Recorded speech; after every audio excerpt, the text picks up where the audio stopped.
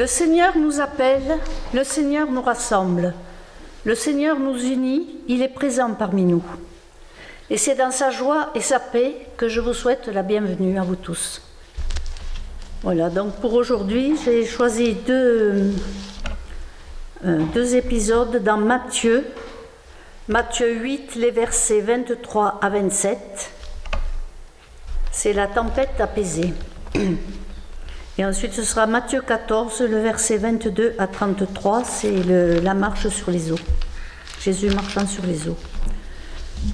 Tempête apaisée. Il monta dans la barque et ses disciples, c'est Jésus, monta dans la barque et ses disciples le suivirent. Alors il s'éleva sur la mer une si forte tempête que la barque était couverte par les vagues. Et lui, il dormait. Les disciples s'approchèrent de lui et le réveillèrent, en disant « Seigneur, sauve-nous, nous périssons !»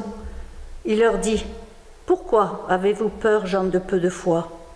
Alors, il se leva, menaça les vents et la mer, et un grand calme se fit. Plein d'admiration, ces hommes se disaient « Quel est celui-ci, car même les vents et la mer lui obéissent ?» Et Matthieu 14, les versets 22 à 33. Jésus obligea les disciples à monter dans la barque et à le précéder sur l'autre rive pendant qu'il renverrait les foules. Après les avoir renvoyés, il monta sur la montagne pour prier à l'écart, et le soir venu, il était là, seul. La barque était déjà à une distance de plusieurs stades de la terre, malmenée par les vagues, car le vent était contraire. À la 4e veille de la nuit, Jésus alla vers eux en marchant sur la mer. Quand les disciples le virent marcher sur la mer, ils furent troublés et dirent « C'est un fantôme !» Et dans leur crainte, ils poussèrent des cris. Jésus leur dit aussitôt « Rassurez-vous, c'est moi, n'ayez pas peur. » Pierre lui répondit « Si c'est toi, ordonne-moi d'aller vers toi sur les eaux. » Et il dit « Viens. » Pierre sortit de la barque et marcha sur les eaux pour aller vers Jésus. Mais en voyant que le vent était fort, il eut peur, et comme il commençait à s'enfoncer, il s'écria « Seigneur, sauve-moi !» Aussitôt, Jésus étendit la main, le saisit et lui dit « Homme de peu de foi, pourquoi as-tu douté ?» Ils montèrent dans la barque et le vent tomba. Ceux qui étaient dans la barque se prosternèrent devant Jésus et dirent « Tu es véritablement le Fils de Dieu. » Jusqu'ici, la parole de Dieu. Prions. Seigneur, merci pour ta parole, qui est un phare dans notre vie de chrétien. Nous avons à apprendre et avons besoin de ton Esprit Saint pour nous éclairer. Que cette prédication nous enseigne et nous conduise toujours plus près de toi. Nous te le demandons au nom de ton Fils Jésus. Amen. Donc voilà, deux récits de tempête. C'est d'actualité malheureusement, autant que ce soit météorologique ou dans la vie courante. La première se déroule au début du ministère de Jésus, suite à l'arrestation de Jean-Baptiste. Devant l'hostilité des chefs religieux, Jésus quitte la Judée pour aller en Galilée, afin de prêcher aux non-juifs la bonne nouvelle et l'approche du royaume de Dieu prophétisée par Ésaïe. Il prêche la nécessité de changer de comportement, enseigne les foules et guérit des malades. C'est là, au bord du lac, ou mer de Galilée, appelé aussi lac de Tibériade, qu'il appelle des pêcheurs, dont Simon-Pierre, à le suivre. Ce sont les futurs apôtres. Le soir tombe, et Jésus, après une journée de nombreuses guérisons, souhaite s'éloigner de la foule et passer sur l'autre rive du lac. Il monte dans la barque, et les disciples l'accompagnèrent, dit le texte. Ils suivent leur maître librement, confiants. Pourtant, la nuit approche, ils devront ramer jusqu'à l'autre rive et la fatigue de la journée est là. Un vent violent se lève, et il y aura donc 3 situations angoissantes. Mais apparemment, les disciples sont confiants. Ce sont des pêcheurs habitués aux intempéries soudaines sur ce lac. Intempéries dues à la configuration du lieu. En effet, ce lac est à 200 mètres au-dessous du niveau de la mer et est près du mont Hermon, dont le plus haut sommet atteint 2800 mètres. Et lorsque l'air froid de la montagne arrive sur la surface de l'eau qui est chaude, des tourbillons se forment, créant ce style de tempête. Il y a la nuit, dans le langage courant, dans le langage biblique, c'est l'adversité, les tribulations, l'état de l'homme égaré loin de la lumière de Dieu. C'est le contraire de la lumière annoncée par Jésus. Autre situation angoissante, passer sur l'autre rive, qui est souvent utilisée pour signifier la mort, ou du moins un besoin de changement, ici se retirer du monde. Troisième situation, les vents violents, c'est l'annonce d'une tempête. Et vu la topographie du lieu, ces tempêtes sont particulièrement violentes et dangereuses pour ces marins bien qu'expérimentés. Cette tempête symbolise les tribulations, toutes les difficultés, les tentations que l'on peut avoir dans la vie chrétienne. Dans cette situation inquiétante, nous sommes frappés par le contraste entre la panique des disciples, qui est une réaction humaine, et le calme de Jésus qui dort. Dans cette barque qui symbolise la vie de tout humain, agitation et sérénité s'opposent. Même contraste qu'il y a entre les ténèbres et la lumière, la peur et la confiance. Les disciples ne comprennent pas l'indifférence de leur maître et appellent affolés au secours. Ces disciples le réveillèrent, dit le texte. Au milieu de ces turbulences, Jésus le Sauveur est réveillé et use de son autorité pour calmer le vent et les vagues, et un grand calme s'installa, précise le texte, ce qui provoque un apaisement certain. Le psalmiste décrit au psaume 107 ces situations durant lesquelles l'homme se sent seul et impuissant. Dans les versets 27-30, il dit « Saisis de vertige, ils chancelaient comme un homme ivre, et toute leur sagesse était engloutie. Dans leur détresse, ils crièrent à l'Éternel, et il les fit sortir de leur angoisse. Il arrêta, calma la tempête, et les flots se turent. Ils se réjouirent de ce qu'ils s'étaient apaisés, et l'Éternel les conduisit au port désiré. » En effet, que ce soit échec, maladie, abandon, qui peut éviter les tempêtes d'existence? Des raz-de-marée économiques ou politiques emportent des populations entières. Mais Dieu détient le pouvoir sur les éléments et nous devons lui faire confiance. Les disciples, se remettant de leur frayeur, entendent les reproches de leur maître, homme de peu de foi. N'aurions-nous pas été aussi incrédules qu'eux à leur place?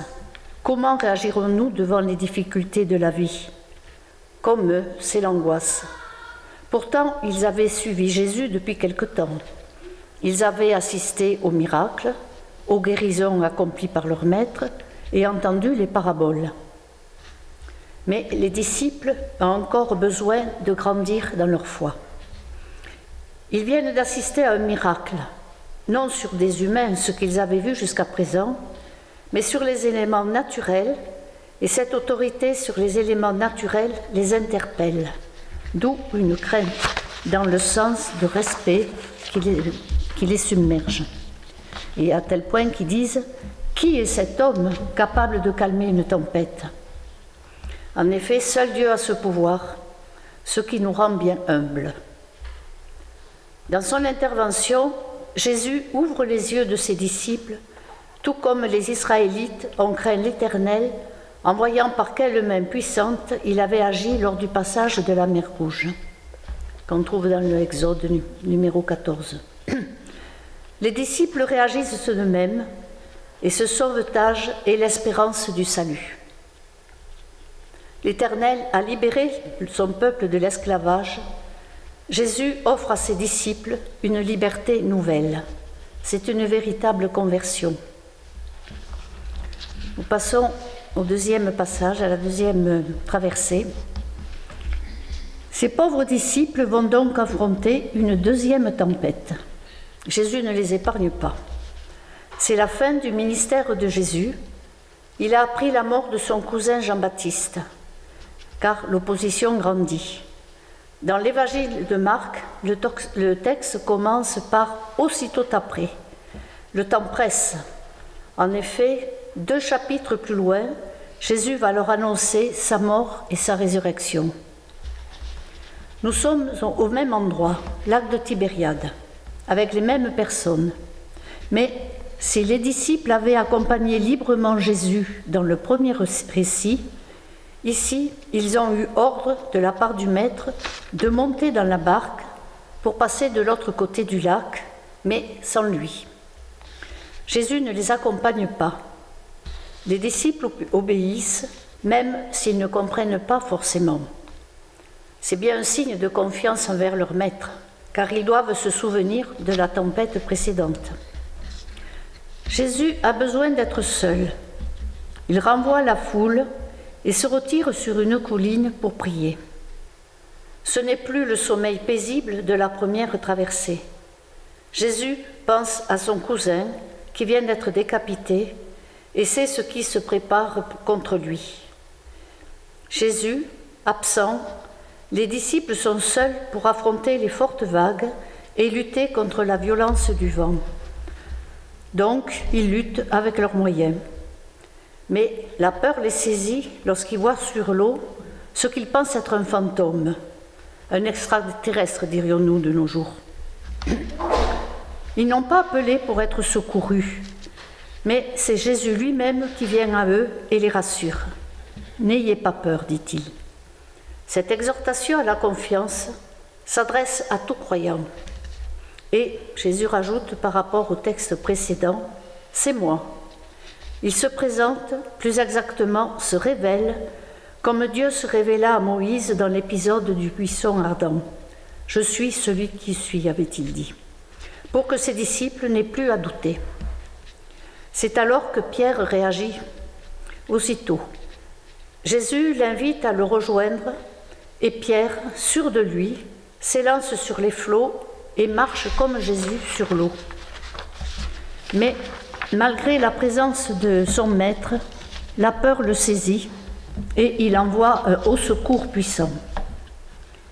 Alors Jésus lui fait le même reproche que celui de la première tempête. « Homme de peu de foi, pourquoi tu doutais ?» On imagine la tristesse de Pierre, tristesse qu'il connaîtra plus tard lorsque le coq chantera. Au contraire de la première tempête, le calme se fait une fois que Jésus et Pierre sont dans la barque. Jésus a agi non sur les éléments naturels, mais sur le cœur des disciples. Leurs yeux se sont ouverts sur la nature divine de leur Sauveur. Ces 2 tempêtes nous interpellent. À cette époque, les flots étaient synonymes de danger, de nuit, de mort. La mer était peuplée de monstres marins pour les gens de cette époque. Au psaume 74, David parle du Léviathan. Dans le langage courant, quand tout va mal, nous parlons de naufrage, de sombrer, d'être submergé, de couler, de se noyer. Ce sont les aléas de la vie terrestre, ce qui engendre soit de l'incompréhension, soit de la colère, soit du fatalisme. Qui n'a pas entendu devant des situations dramatiques « Ah, si Dieu existait, ça n'arriverait pas ». On a tous en tête les guerres, les séismes et tout ce qui se passe en ce moment. Mais bien souvent, nous sommes nous-mêmes responsables de nos malheurs à cause de notre faiblesse, notre orgueil ou notre convoitise. Souvent, la vie nous malmène. Et quel est le secours? Comment s'en sortir? La vie humaine n'est pas exempte de problèmes, et en tant que chrétiens, nous n'y échappons pas. Notre vie ne sera pas forcément comme un long fleuve tranquille. Certains se détournent facilement de Dieu quand tout va mal, mettant Dieu en cause. Dans la vie chrétienne, les tempêtes sont le doute. Celui qui doute est semblable au flot de la mer que le vent agite et soulève, dit Jacques au chapitre 1er, verset 6. La tentation, nous avons l'exemple de David devant Bethsabée. Les persécutions qui malheureusement ont sévi dès les premiers chrétiens. Les apôtres bien-aimés du Christ les ont subies par amour pour lui. Malheureusement, elles existent de nos jours et existeront jusqu'au retour du Christ. Jésus nous a prévenus. Ne pensez pas que je sois venu apporter la paix sur la terre. Je ne suis pas venu apporter la paix, mais l'épée. D'autres traductions disent le combat dans Matthieu 10, mais nous l'oublions trop souvent. Certains, avant de s'embarquer, lisent leur horoscope, se font tirer les cartes ou que sais-je encore. D'autres cherchent du réconfort dans l'alcool, les drogues, la chair. Dieu a mis en garde contre l'idolâtrie qui nous égare et nous éloigne de lui. Cette vie loin de Dieu qui amène à une mort spirituelle. Nous avons une arme précieuse pour surmonter les obstacles, la prière. Lorsqu'en priant, nous disons « que ta volonté soit faite », nous le disons en voulant trop souvent que ce soit notre propre volonté qui soit faite. D'où le sentiment que Dieu dort, comme Jésus dans la barque, ou carrément qu'il est absent. Alors, nous nous décourageons et paniquons comme les disciples. Nous méritons aussi la remarque de Jésus, homme de peu de foi.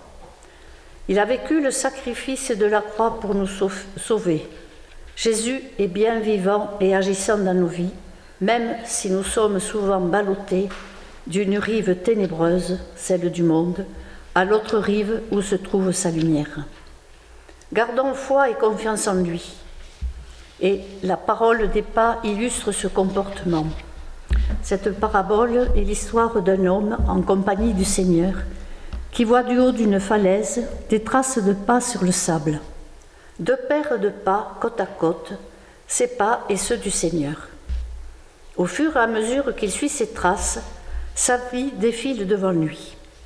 À certains endroits, il n'y a plus qu'une paire de pas et cela correspond au pire moment de sa vie. Il se tourne alors vers le Seigneur et l'interroge. « Seigneur, je t'ai suivi toute ma vie, j'ai été fidèle, et quand j'aurai eu besoin de toi, je ne vois plus que mes empreintes sur le sable. Comment as-tu pu me laisser seul dans ces jours d'épreuve et de souffrance ?» « Mon fils, répondit le Seigneur, je t'aime tant que c'est précisément dans ces jours-là que je te portais sur mes épaules. » Nous arrivons à la fin du récit où seul Matthieu relate la réaction de Pierre. Nous retrouvons là le Pierre fougueux qui réagit dès que Jésus se présente et plein d'optimisme va vers lui, oubliant l'obstacle. Jésus lui tend la main, prêt à le soutenir, mais le zèle de Pierre est fauché, le doute, la peur, la nature humaine reprend le dessus et le fait sombrer. Mais heureusement, son Sauveur est là, et à nous aussi de crier au secours, comme Pierre quand tout va mal. Et quand Jésus dit « homme de peu de foi », il s'adresse non seulement à Pierre, mais à nous aussi quand nous commençons à douter ou à perdre confiance en Christ. À la fin de l'épisode de la dernière tempête, nous voyons la bonté, la compassion de Jésus qui se manifestera plusieurs fois envers Pierre lors de son ministère, jusqu'à le choisir pour être le chef de son Église. Même très sûr de nous, comme Pierre, nous chutons, lui qui, malgré ses promesses sincères, reniera le Christ 3 fois. Il semble que Jésus teste ses disciples. Il veut les aguerrir, les préparer à leur future mission, celle de continuer son œuvre qui approche. En effet, c'est lui qui les a choisis.